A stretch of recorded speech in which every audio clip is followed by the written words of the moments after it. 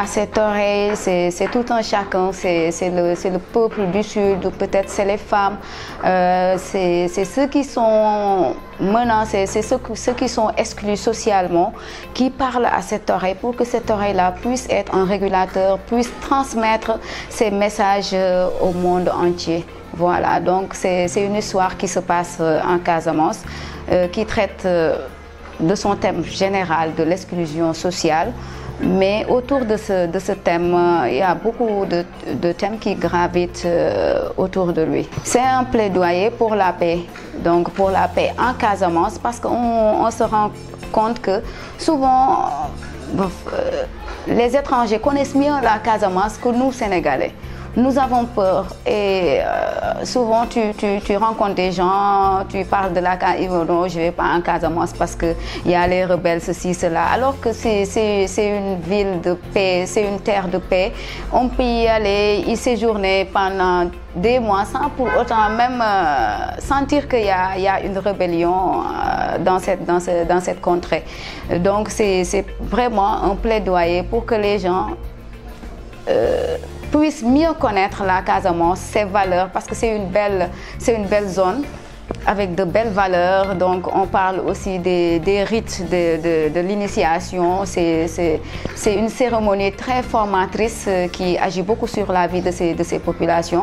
Et souvent, je dirais qu'à visiter les prisons, il y a peu de Diola parce qu'ils ont souvent voilà, une très bonne éducation et ça. Vraiment, c'est des choses à valoriser.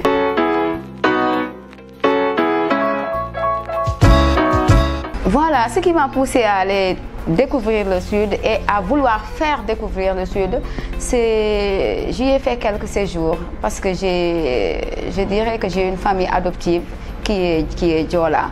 Alors quand je suis allée une fois au Sud, vraiment j'ai été fascinée par le comportement de ce sudistes, mais aussi par la beauté, le vert et tout ça, la nature qui pétait d'une bonne santé et tout.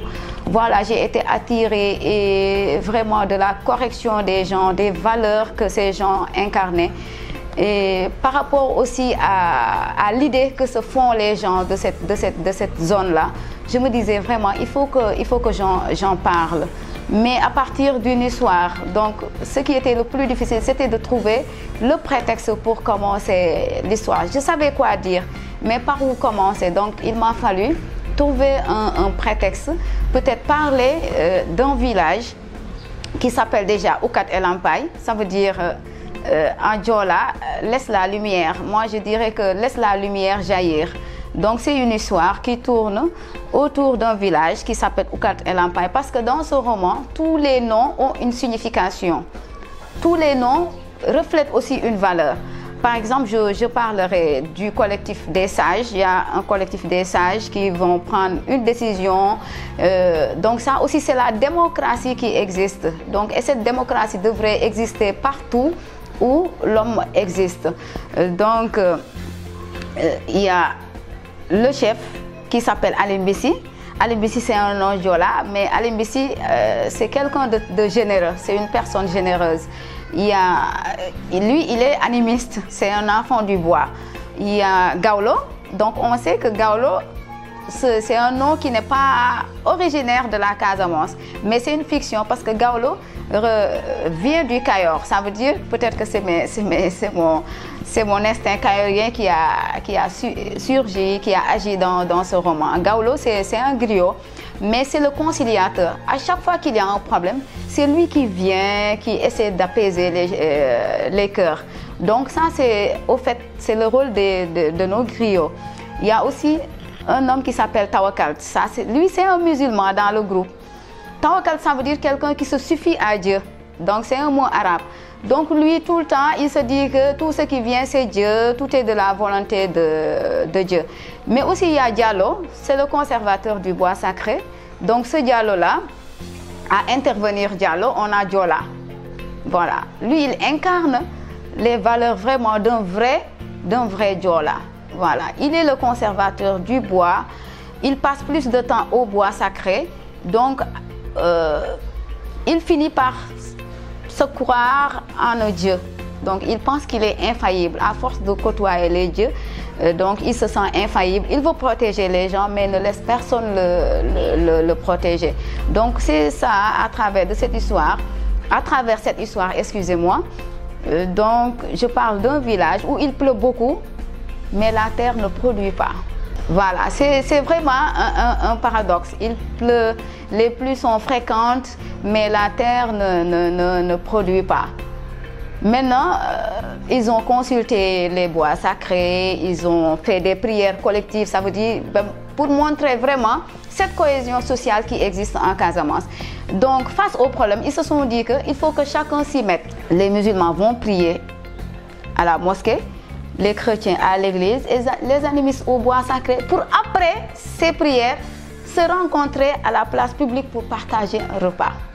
Moi je pense que ça c'est le moment le plus fort et le plus intense de ce roman. Moi à l'écrire vraiment je sentais une joie immense que si cette chose pouvait se produire dans le monde malgré nos différences, que chacun puisse respecter les croyances, les avis, les idées des autres, mais pour après se réunir, discuter autour de l'essentiel. Mais il fallait qu'une union sauve ce village, celui du fils du bois sacré, du gardien du bois sacré et de la fille du roi. Un autre paradoxe aussi, depuis 10 ans, le village n'avait pas de roi. Et les filles du défunt roi étaient toutes mariées, donc il fallait trouver cette princesse. Et c'était vraiment un paradoxe. Et voilà, il faut découvrir. Pour le reste, il faut lire L'Oreille du Sud pour le découvrir. Et je pense que vous allez vraiment voyager en lisant L'Oreille du Sud. Je dirais oui, en roman, oui. Oui, j'ai taquiné la nouvelle. Oui, la poésie, donc ça c'est mon domaine de prédilection. Mais j'ai taquiné aussi la nouvelle et là aussi je suis en train de terminer un recueil de nouvelles. On connaissait Amélie, la poétesse de Ngaye. Maintenant, êtes-vous en train de virer vers le roman ou bien vous êtes en train de concilier les deux? Je concilie tous les genres. Voilà, je suis en train de concilier tous les genres, mais il y a toujours la poésie qui est présente. Parce que je dirais à lire L'Oreille du Sud, le fond est très poétique. J'ai déjà publié un premier recueil, Résistance, qui a été édité aux éditions Artige, et un autre, Cœur bavard, avec les éditions Édilivre de Paris. Résistance, moi je dirais que c'est le résumé d'une vie, d'une expérience de vie, de plusieurs étapes d'une vie peut-être pas qui serait la mienne, mais de tout un chacun. Voilà, ça parle de la résistance de l'individu face à ses pulsions, face à ses désirs, face à ses vices. Quant à Cœur bavard, je dirais que c'est deux recueils de poèmes qui sont liés. On ne peut pas parler de résistance sans pour autant évoquer Cœur bavard parce que c'est une suite logique. Donc la Cœur bavard, je dirais que c'est l'extériorisation du poète.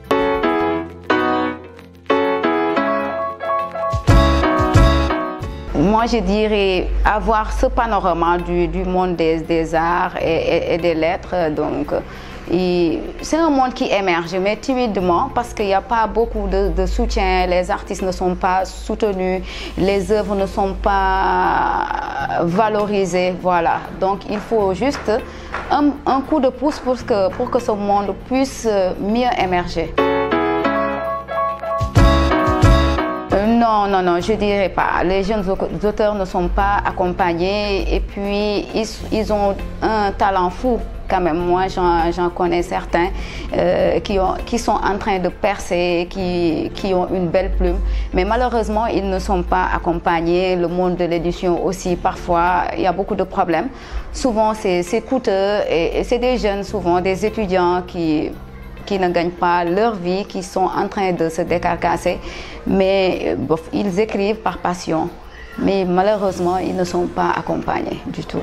Vraiment on parle aujourd'hui du fonds d'aide à l'édition qui est sous couvert du ministère de la Culture, que ce fonds puisse mieux prendre en charge les préoccupations des jeunes, mieux prendre en charge les jeunes écrivains. Parce qu'on voit que se font souvent finance des écrivains de renommée, je dirais pas de vieux, mais bon, c'est des gens qui ont eu à faire leurs preuves. Donc vraiment, il faut promouvoir les jeunes.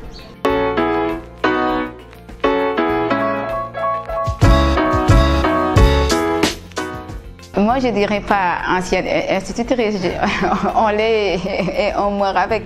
Je dirais institutrice un jour, institutrice pour toujours. Je suis toujours institutrice parce que là, je suis une formation et au sortir de cette formation, je vais encore continuer d'enseigner. Donc, le système éducatif, je dirais que il y a beaucoup de problèmes, ça il faut l'admettre. Mais c'est parce que tous les acteurs ne jouent pas leur partition. Donc il y a beaucoup de critiques, les enseignants ceci, l'État par là, mais il manque juste une chose, c'est que ces différents acteurs s'asseyent autour d'une table pour régler le problème de l'éducation. C'est ce qui manque. Souvent, certains s'y essaient, mais pas avec tous les acteurs. Peut-être le ministère peut convoquer des colloques, des réunions, des séminaires, mais est-ce que tous les partis pris sont pris en compte? Non. Souvent, c'est avec des techniciens qui sont dans leur bureau, qui sont loin des classes, des réalités de l'école, qui essaient de trouver une solution à la place des acteurs. Et c'est ce qui fait que le problème demeure. On est détourné des priorités parce que moi, je me dis que pour prendre en charge les problèmes de l'école, il faut le faire avec les acteurs de l'école. Voilà, convoquer les maîtres, créer en main les directeurs d'école, les inspecteurs et quelques techniciens. Je ne dirais pas de techniciens, mais quelques techniciens.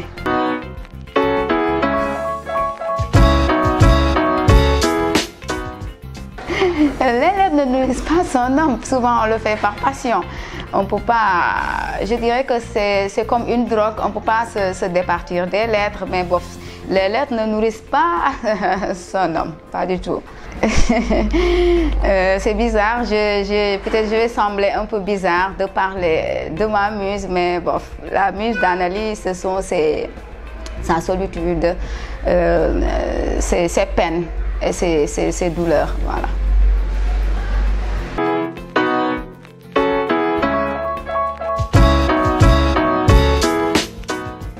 Ben c'est normal parce qu'on ne peut pas être un bon scientifique sans pour autant être un bon littéraire. Ces deux choses vont de pair. Voilà. Mais je dirais une dépendance parce que ben, je ne vais pas me peindre comme une casanière, mais je dirais que je sors peu. Donc je suis fréquemment connectée. Voilà, c'est mon monde, quoi. Le virtuel.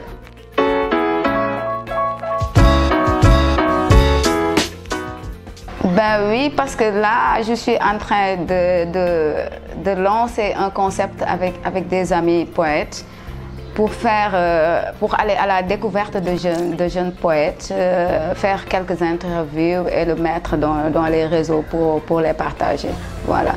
Je suis aussi dans un projet avec des partenaires canadiens pour la promotion de la lecture pour enfants.